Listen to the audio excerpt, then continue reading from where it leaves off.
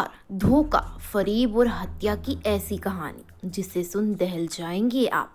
अमेरिकी crime show Dexter देखा और कर दी अपनी प्रेमिका के 35 टुकड़े। राजधानी दिल्ली में हुए एक हत्याकांड ने देश को झकझोर कर दिया है।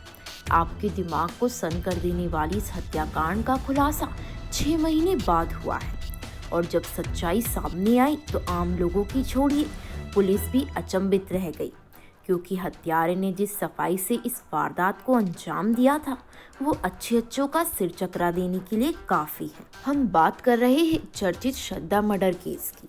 नमस्कार दोस्तों, आप देख रहे हैं क्राइम स्टोरी।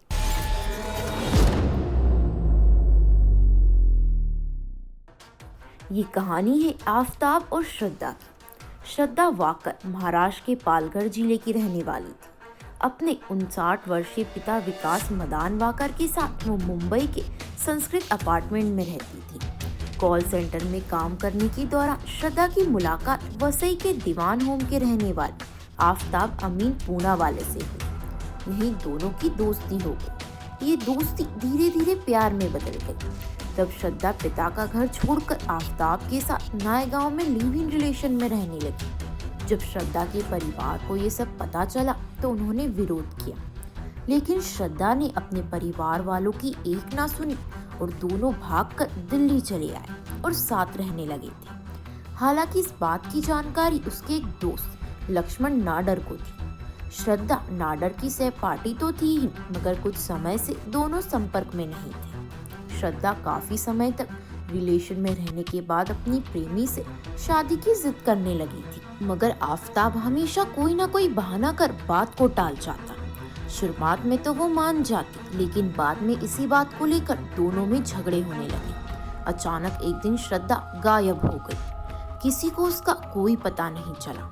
6 महीने से गायब श्रद्धा की किसी को कोई खबर नहीं थी। बेटी के अचानक गायब होने से परेशान पिता विकास मदान वाकर महाराष्ट्र के पालघर से दिल्ली के महरौली थाना पहुंचे।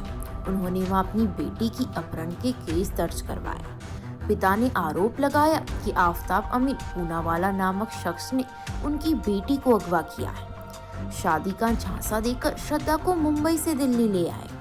बीते 6 महीने से उनकी बेटी की कोई खबर नहीं है। श्रद्धा के परिवार वालों को उसके सोशल मीडिया प्रोफाइल के जरिए जानकारी मिला करती थी, मगर एक समय ऐसा भी आया कि जब सोशल मीडिया पर अपडेट आना बंद हो गया। तब श्रद्धा के पिता परेशान हो गए। आखिरकार बेटी की तलाश में वो दिल्ली पहुंचे और बेटी की तलाश की। नहीं मिलने पर उन्होंने दिल्ली पुलिस को शिकायत की। श्रद्धा मामले में पुलिस ने तहकीकात शुरू की।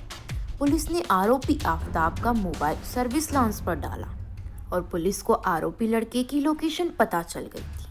घटना के करीब 6 महीने बाद पुलिस ने इस हत्याकांड का खुलासा किया और आरोपी आफ्ताब से जब पूछताछ की गई तो जो कहानी पुलिस को बताई उससे सभी सन्न रह गए। उसने बताया वो श्रद्धा वाकर का कत्ल कर चुका था। उसने न केवल उसकी हत्या की बल्कि उसकी लाश को 35 टुकड़ों में काटकर कुछ अलग तरीके से ठिकाने लगाया, जिसे उसने एक बड़े फ्रिज में रखा था। आरोपी के इरादों का अंदाजा इसी बात से लगाया जा सकता है कि उसने श्रद्धा की लाश के टुकड़ों को सुरक्षित रखने के लिए एक बड़ा फ्रिज भी खरीदा था। करीब 18 दिनों तक वो इन लाश के टुकड़ों को ठिकाने लगाता रहा।